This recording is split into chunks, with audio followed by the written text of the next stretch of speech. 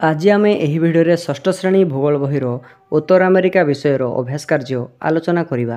एक नंबरटी कही निम्नलिखित प्रश्नगुड़िकर संक्षिप्त उत्तर दियो। क नंबरटी कही उत्तर अमेरिका को केउ केउ प्राकृतिक विभाग में विभाजित करा जायछि। आंसर उत्तर अमेरिका को 4 गोटी प्राकृतिक विभाग में विभक्त करा जायछि। सेगुड़िक है पश्चिम रे रॉकी पर्वत श्रेणी, पूर्व रे आपेलेसियान पर्वत श्रेणी, केन्द्र भागस्थ बृहत समतल भूमि और उत्तर पूर्व भाग में कानाडा मालभूमि। तापर ख नंबरटी कही एही महादेश रे प्रवाहित 4 गोटी नदीर नाम लेख। आंसर उत्तर अमेरिका महादेश रे अनेक छोट बड़ नदी प्रवाहित, तन्मध्यरु सेंट लॉरेंस, मिसरी, मिसिसिपी, कोलोराडो आदि 4 गोटी नदी प्रधान। तापर ग नंबरटी कही उत्तर अमेरिकार मेरु निकटवर्ती अंचल रे की प्रकार उद्भिद देखा जाए। आंसर उत्तर अमेरिकार मेरु निकटवर्ती अंचल रे तापमात्रा हिमांक ऊर्ध्वरे मात्र 10 डिग्री सेल्सियस मध्य रोथिबारु एठारे कौनसी प्रकार वृक्ष देखा जाए नहीं। तापर घ नंबरटी कही टाइगा अंचल रे देखा जाउथिबा वन्यप्राणी दुईटीर नाम लेख। आंसर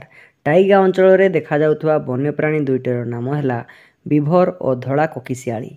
तापर उ नंबरटी कही उत्तर अमेरिका रे अवस्थित 4टी देशर नाम लेख। आंसर उत्तर अमेरिका रे छोट बड़ अन्यून 10टी रु अधिक देश अछि।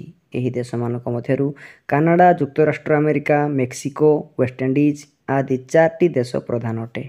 तापर 2 नंबरटी कही बंधनी मध्यरु उपयुक्त शब्द बाछि शून्य स्थान पूरण कर। क नंबरटी हेबो उत्तर अमेरिका रे थिबा तृणभूमि को प्रेरी कहा जाए। ख नंबरटी हेबो युक्तराष्ट्र अमेरिकार राजधानीर नाम वाशिंगटन डीसी अटे। तापर ग नंबरटी हेबो उत्तर अमेरिकार पश्चिम रे प्रशांत महासागर अटे। घ नंबरटी हेबो क्षेत्रफल दृष्टि उत्तर अमेरिका पृथ्वीर तृतीय बृहत्तम महादेश।